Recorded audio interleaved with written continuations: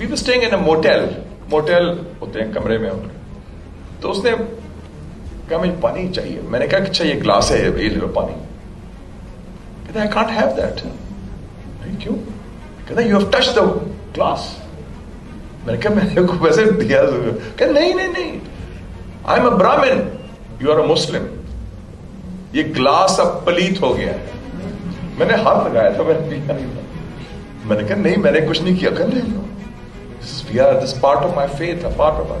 मैंने कहा अब समझ आई पाकिस्तान क्यों बना हिंदू मुस्लिम। वो कहते थे हमारे पेरेंट्स हिंदू पानी मुस्लिम पानी। सो दिस वो जो कहा ना RSS part of the culture, apart from religion, is part of the embedded in that.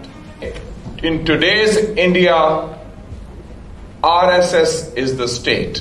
And then she adds in that article published in the New York Times on 15th of August 2019, an architecture of fascism is being erected in India. ये वो लिख रही हैं 6-7 साल पहले, and that has come true. और एक है doctor Gregory Stanton, genocide watch के head, American, he is Jewish. उन्होंने कहा there are markers of how a genocide is done. पहले आप कम्युनिटी को कहते हैं कि ये फॉरेनर्स हैं, ये हमसे नहीं है, इनको एलिमिनेट करो, इनकी ये खसूसियत है, सो डीमनाइज करो।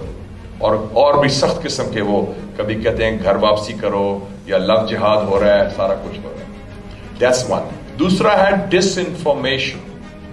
Oh, by the way, I would like to say, I always say Bollywood is the unofficial ministry of propaganda of India. Be very clear. कोई भी चीज होती है तो वो एक उसका मूवी आ जाती है।